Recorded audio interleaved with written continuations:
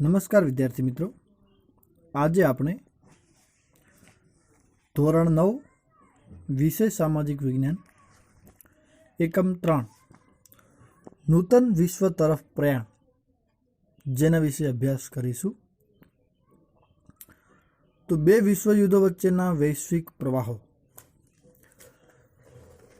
તો પ્રથમ વિશ્વયુદ્ધ બાદ લોકોની આર્થિક અવદશા થઈ. તેને સુધારવામાં તત્કાલીન સરકારો નિષ્ફળ ગઈ હતી. તેથી લોકોને લોકશાહીમાંથી વિશ્વાસ ઉઠી ગયો હતો. કેટલાક રાષ્ટ્રોમાં સરમુખ ત્યારશાહીનો ઉદય થયો. તેના પરિણામે દ્વિતીય વિશ્વયુદ્ધનું તે સર્જનાત્મક પરિબળ બની ગયું હતું. આ સંદર્ભે અત્રે નીચેના ઘટનાક્રમનો આપણે અભ્યાસ કરીશું. તો પ્રથમ ઇટાલીમાં ફાંસીવાદ, 2 જર્મનીમાં નાઝીવાદ, 3 જાપાનમાં લશ્કરવાદ, 4 વૈશ્વિક મહામંદી 1929 થી 1932. તો ઇટાલીમાં ફાંસીવાદ. પ્રથમ વિશ્વયુદ્ધમાં ઇટાલી વિજેતા રાષ્ટ્રોના પક્ષે હતું અને તેમના જ પક્ષે રહી યુદ્ધ લડ્યું હતું. એટલે કે ઇટાલી જે રાષ્ટ્રો વિજેતા થયા તેમના પક્ષે ઇટાલી હતું અને તેમના પક્ષેથી તે યુદ્ધ લડ્યું હતું. તેમાં ઇટાલીનો $12 અજબ જંગી ખર્ચ થયો હતો. આ વિશ્વયુદ્ધની અંદર ઇટાલીએ $12 અજબ ખર્ચ કર્યો હતો. 6 લાખ સૈનિકોની જાનહાનિ થઈ. છતાં વિજેતા મિત્ર રાષ્ટ્રએ મનગમતા પ્રદેશો લઈ લીધા અને ઇટાલીની ઉપેક્ષા થઈ. તેથી ઇટાલી રોષે ભરાયું. ઇટાલીનો રાષ્ટ્રીય સન્માન ભંગ થયો. તે માટે ઇટાલીની સરકાર જવાબદાર છે તેમ માની ઇટાલીની જનતા રાષ્ટ્રીય અપમાનનો બદલો લેવા માંગતી હતી. ઇટાલીને આવા કપરા સંજોગોમાંથી ઉગારવા માટે બેનિટો મુસોલિનીએ ઇટાલીમાં ફાસિસ્ટ પક્ષની સ્થાપના કરી. તો કે ફાસિસ્ટ પક્ષની સ્થાપના કોણે કરી હતી? બેનિટો મુસોલિનીએ. તેનું પ્રતીક હતું લાકડાની ભારી અને કુહાડી, જે રોમન સમ્રાટની સર્વોપરિતાનું પ્રતીક છે. અપનાવ્યું હતું. ફાંસીવાદ ઇટાલીના ફાસેજે શબ્દમાંથી ઉતરી આવે છે. ફાંસીવાદ કયા શબ્દ ઉપરથી ઉતરી આવે છે? તો કે ફાસેજે. ફાસેજેનો અર્થ બધી વસ્તુઓ પર રાજ્યનો અધિકાર એવો થાય છે. મુસોલિનીનો મુદ્રાલેખ હતો એક પક્ષ અને એક નેતા. મુસોલિનીનો મુદ્રાલેખ કયો હતો? તો કે એક પક્ષ અને એક નેતા. તેણે પોતાના પક્ષના સ્વયંસેવકોને લશ્કરી તાલીમ આપી. તેમનો ગણવેશ કાળા રંગનો હતો. મુસોલિનીએ સત્તા પર આવ્યા પછી ભૂમધ્ય સમુદ્રના રહોડજ અને ડોડિકા નિજ ટાપુઓ તુર્કી પાસેથી પડાવી લીધા. 1924માં અલ્બેનિયા, એબિસિનિયા અને ફ્યુમ બંદર જીતી લીધા. આટલી સફળતા મેળવ્યા બાદ મુસોલિનીએ રાષ્ટ્રસંઘમાંથી છેડો ફાડી નાખ્યો અને રોમન બર્લિન ટોક્યો ધરીમાં તે જોડાયું. આમ ઇટાલી દ્વિતીય વિશ્વયુદ્ધ માટેનું જવાબદાર પરિબળ બન્યું હતું. ત્યારબાદ 2 જર્મનીમાં નાઝીવાદ. પ્રથમ વિશ્વયુદ્ધમાં જર્મનીની હાર થઈ હતી. તે આર્થિક રીતે પડી ભાંગ્યું. પેરિસની શાંતિ પરિષદે વર્સેલ્સની સંધિ પર જર્મનીએ સહી કરવાની ફરજ પાડી. આ અન્યાયી સંધિથી જર્મન પ્રજા અત્યંત ક્રોધિત હતી. એડોલ્ફ હિટલર રાષ્ટ્રીય સમાજવાદી જર્મન કામદાર પક્ષમાં 1919માં જોડાયો. આ પક્ષ નાઝી પક્ષ તરીકે જાણીતો છે. નાઝી પક્ષની વિચારસરણીમાં રાષ્ટ્રવાદ અને સમાજવાદનો સમન્વય હતો. જર્મનીના રાષ્ટ્રપતિ હિન્ડેલબર્ગનું અવસાન થતાં હિટલરે રાષ્ટ્રપતિ પદ ધારણ કરી જર્મનીમાં સરમુખત્યારશાહી સ્થાપી. હિટલરે ઉગ્ર અને આક્રમક નીતિ અપનાવી. જર્મન પ્રજાને સંકુચિત રાષ્ટ્રવાદ તરફ દોરી જર્મન પ્રજા હિટલરને ફ્યુહર એટલે કે તારણહાર માનતી હતી. નાજીવાદના સૈનિકો ભૂરા રંગનો લશ્કરી પોશાક પહેરતા અને ખભા પર લાલ રંગની પટ્ટી ચોંટાડતા અને સ્વસ્તિક જેવું પ્રતીક લગાડતા હતા. સત્તા પર આવ્યા પછી હિટલરનો એક હતું સત્તાવાદી અને યુદ્ધપ્રિય સ્વભાવ સ્પષ્ટપણે જોવા મળ્યો હતો. તેનું મુખ્ય ધ્યેય જર્મનીના એક મહત્વની સત્તા તરીકેના ઉદયનું હતું, પરંતુ તેની નીતિઓનું લક્ષ્ય જર્મન જાતિના શુદ્ધિકરણના નામે યહૂદીઓ, જીપ્સીઓ અને માનસિક રીતે વિક્ષિપ્ત અસ્થિર વ્યક્તિઓનો નાશ કરવાનું હતું. બીજા વિશ્વયુદ્ધના અંત સુધીમાં અત્યંત યુરોપિયન યહૂદીઓને જીવ ખોયા, જે હોલોકાસ્ટ નરસંહાર તરીકે ઓળખાય છે. હિટલરનો વિસ્તારવાદ, પડોશી દેશો સાથેના લશ્કરી પગલાં અને ચોક્કસ જૂથનો નાશ કરવાની નીતિ બીજા વિશ્વયુદ્ધ તરફ દોરી જતા ખૂબ જ મહત્વના કારણો બન્યા હતા. ત્યારબાદ ત્રીજો, જાપાનમાં લશ્કરવાદ. જાપાનમાં લશ્કરવાદમાં પ્રથમ વિશ્વયુદ્ધ બાદ 1919ની વર્સેલ્સની સંધિમાં જાપાનને પોતાની ધારણા મુજબના ચીનના પ્રદેશનો લાભ મળ્યો નહીં. જર્મનીના ઘણા સંસ્થાનો ઇંગ્લેન્ડ અને ફ્રાન્સે વહેંચી લીધા. આનાથી જાપાનને ઘણો અસંતોષ હતો. 1921-22ની વોશિંગ્ટન પરિષદમાં ઇંગ્લેન્ડ અને અમેરિકાના નૌકાદળના ફક્ત 35% નૌકાદળ રાખવાની દરખાસ્ત જાપાનને સ્વીકારવી પડી હતી. તેને સખાલિન અને સાઇબિરિયાનું ટાપુ ખાલી કરવા પડ્યા હતા. તેથી જાપાનનો યુવા વર્ગ નારાજ થયો. આ સમય દરમિયાન જાપાનમાં ચૂંટણી થઈ. તેમાં લશ્કરી ઢબના શાસનની તરફેણ કરનારા પક્ષોને ચૂંટણીમાં બહુમતી મળી. જાપાનના લશ્કરી રાષ્ટ્રવાદે વિસ્તારવાદની નીતિ વ્યાપક બનાવી. જાપાનની રાષ્ટ્રસંઘની સમિતિમાં કાયમી સભ્યપદ ન મળ્યું. જાપાનની સામ્રાજ્યવાદી પ્રવૃત્તિઓને પશ્ચિમના દેશો રોકી શક્યા નહીં. જાપાને મંચુરિયા કબજે કરીને ત્યાં પોતાની મંચુકો સરકાર સ્થાપી 1932માં. તે ઉપરાંત જાપાને કોરિયા, મંગોલિયા, શાન્ટુંગ અને ચીનના કેટલાક પ્રદેશો કબજે કર્યા અને જર્મની તેમજ ઇટાલી સાથે સંબંધો સુધારી પોતાનો સામ્રાજ્યવાદનો દોર છૂટો મૂક્યો. સમ્રાટ મેઈજી પછી 1936માં ગાદીએ આવેલ શહેનશાહ હિરોહિટોએ પણ જાપાનની આ પ્રવૃત્તિને ઉત્તેજન આપ્યું. આમ જાપાને રાષ્ટ્રસંઘનો ત્યાગ કર્યો 1933માં. ત્યારબાદ ચોથો, વૈશ્વિક મહામંદી 1929. યુરોપના મોટાભાગના રાષ્ટ્રોના વડાઓએ એવી ધારણા હતી કે પ્રથમ વિશ્વયુદ્ધના અંતે વિશ્વની યુદ્ધેતર સમસ્યાઓ પણ અંત આવી જશે, પરંતુ આ ધારણા ખોટી પડી. એકાએક અમેરિકાના વોલ સ્ટ્રીટ શેર બજારમાં ઘણા મોટા પ્રમાણમાં શેર વેચાવા આવતા શેરની કિંમત અત્યંત ભયજનક રીતે ઘટવા માંડી.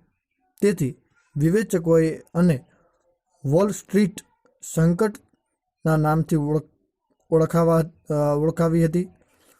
24 ઓક્ટોબર 1929. આ સંકટે વિશ્વભરની આર્થિક સ્થિતિને ડામાડોળ કરી મૂકી હતી, જેમાંથી વૈશ્વિક મહામંદીનું સર્જન થયું હતું. વિશ્વના મોટાભાગના રાષ્ટ્રો આ મહામંદીના પ્રભાવે નીચે આવી ગયા હતા. ગ્રેટ બ્રિટન જેવી મહાસત્તાએ પણ પોતાના ચલણ પાઉન્ડ સામે અનામત રૂપે રખાતા સુવર્ણના જથ્થાની નીતિ ત્યજવી પડી. તેનો પ્રભાવ વિશ્વના અન્ય રાષ્ટ્રો અને આંતરરાષ્ટ્રીય વેપાર ઉદ્યોગ પર પડ્યો હતો. અમેરિકા જેવા સમૃદ્ધ રાષ્ટ્રોએ આર્થિક સ્થિતિની અવગણના કરીને પણ કડક નિયંત્રણો લાદવા પડ્યા. વિશ્વ વેપાર ઘટીને અડધો થઈ જવા પામ્યો હતો. આમ દ્વિતીય વિશ્વયુદ્ધની રૂપરેખાનું સર્જન થયું હતું. ત્યારબાદ દ્વિતીય વિશ્વયુદ્ધ 1939થી 1945ના પરિબળો કે પ્રથમ વિશ્વયુદ્ધના અંતે થયેલ વર્સેસની સંધિમાં જ બીજા વિશ્વયુદ્ધ માટેના બીજ વવાઈ ગયા હતા. પેરિસની શાંતિ પ્રક્રિયાએ અને રાષ્ટ્રને અસંતુષ્ટ કર્યા હતા. ત્યારબાદ બનેલી ઘટનાઓ દ્વિતીય વિશ્વયુદ્ધ તરફ દોરી ગઈ હતી. તો વિદ્યાર્થી મિત્રો, ચાલો આપણે દ્વિતીય વિશ્વયુદ્ધ માટેના જવાબદાર પરિબળો વિશેનો અભ્યાસ કરીશું. તો કે દ્વિતીય વિશ્વયુદ્ધના પરિબળોમાં પ્રથમ પરિબળ છે ઉગ્ર રાષ્ટ્રવાદ. પ્રથમ વિશ્વયુદ્ધ પછી જર્મન, જાપાન અને ઇટાલીમાં ઉગ્ર રાષ્ટ્રવાદનો વિકાસ થયો. વર્સેસની સંધિ જર્મની અને તેમની પ્રજા ક્યારેય ભૂલી શકી ન હતી. પરિણામે જર્મનીમાં નાઝીવાદ વિચારસરણીને લીધે જ્યાં જ્યાં જર્મન પ્રજા વસતી હોય તે પ્રદેશ જર્મનીને મેળવવો જોઈએ તે કહી ઓસ્ટ્રિયા અને જેકોસ્લોવાકિયાના કેટલાક પ્રદેશો હિટલરે હડપ કરી લીધા હતા. વર્સેલ્સની સંધિમાં ઇટાલીની અવગણના થઈ હતી. તે તેની પ્રજા ભૂલી શકી ન હતી. ઇટાલીમાં મુસોલિનીએ ફાસિસ્ટ પક્ષના નેતૃત્વ તળે ઉગ્ર રાષ્ટ્રવાદ શરૂ કરી સામ્રાજ્યવાદી નીતિ અપનાવી. બીજી બાજુ એશિયામાંથી જાપાને પણ સામ્રાજ્યવાદની દોડમાં ઝંપલાવ્યું હતું. આમ વિશ્વ શાંતિ જોખમરૂપ બની હતી. બીજું પરિબળ છે જૂથબંધીઓ. પ્રથમ વિશ્વયુદ્ધ બાદ ફ્રાન્સને હંમેશા જર્મનીનો ભય રહેતો હોવાથી બેલ્જિયમ, પોલેન્ડ, રૂમાનિયા તેમજ જેકોસ્લોવાકિયા સાથે મૈત્રી કરારો કર્યા. મૈત્રી કરારોમાં મુખ્યત્વે 4 કરારો છે. એક, ઇટાલીએ જેકોસ્લોવાકિયા, યુગોસ્લાવિયા, રૂમાનિયા, હંગેરી, ગ્રીસ, તુર્કી અને ઓસ્ટ્રિયા સાથે કરાર કર્યા. 2, એશિયાએ જર્મની, તુર્કી, લિથુઆનિયા અને ઈરાન સાથે કરાર કર્યા. 3, ઇટાલીએ જર્મની અને જાપાનના સહયોગથી રોમ, બર્લિન, ટોક્યો ધરીની રચના કરી. ઇંગ્લેન્ડ અને ફ્રાન્સે લોકશાહી મૂલ્યોવાળું બીજું જૂથ રચ્યું. જર્મનીએ રશિયા સાથે બિન આક્રમક સંધિ કરી. આથી વિશ્વમાં ભયનું સામ્રાજ્ય ઊભું થયું હતું. આ પરિબળે વિશ્વયુદ્ધને વેગ આપ્યો હતો. ત્યારબાદ ત્રીજું પરિબળ લશ્કરવાદ.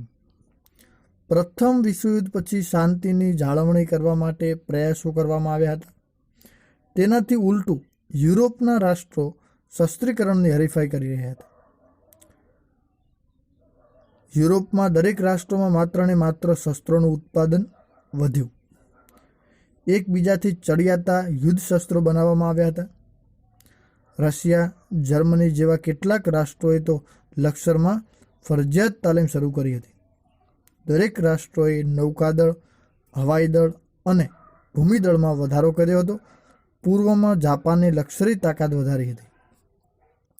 આખરે ઇંગ્લેન્ડ અને ફ્રાન્સ પણ પોતાની શસ્ત્ર સજ્જતામાં વધારો કરતા દ્વિતીય વિશ્વયુદ્ધના નગારા વાગવા લાગ્યા હતા.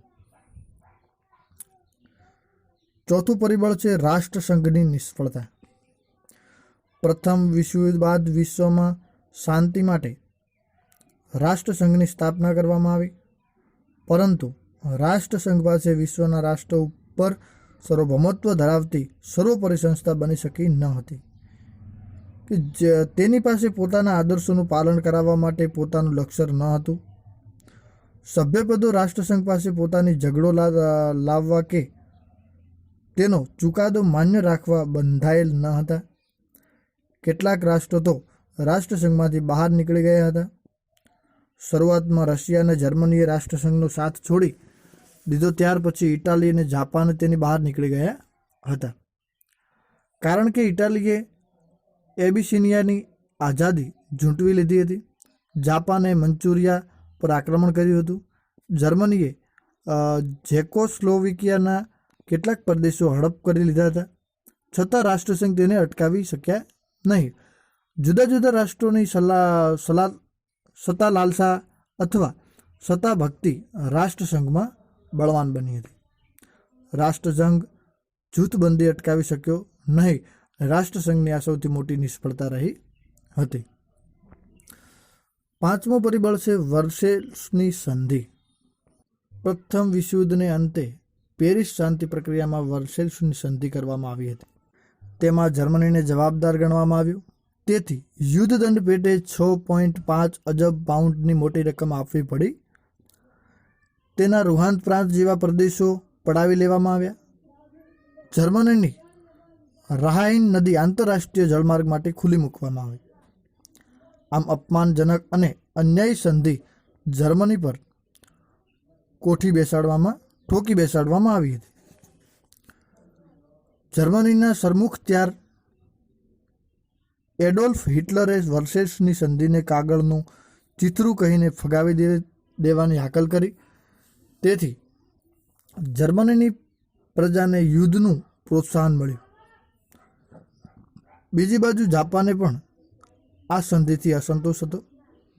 આ વર્સેલ્સની સંધિથી કોઈને કોઈ પ્રકારે કેટલાક રાષ્ટ્રોને અન્યાય થયો માટે વર્સેલ્સની સંધિમાં જ બીજા વિશ્વયુદ્ધના બીજ રોપાયા હતા. એડોલ્ફ હિટલરની સામ્રાજ્યવાદી મહત્વાકાંક્ષા. હિટલર બીજા વિશ્વયુદ્ધના પાયામાં હતો. તે ઉગ્ર રાષ્ટ્રવાદી અને સૈનિકવાદી માનસ ધરાવતો હતો. માટે તે કોઈ પણ હિસાબે જર્મનીની એકતા, સ્થિરતા અને સમૃદ્ધિ ચાહતો હતો. હિટલરના સામ્રાજ્યવાદનો સૌ પહેલો શિકાર ઓસ્ટ્રિયા બન્યું હતું.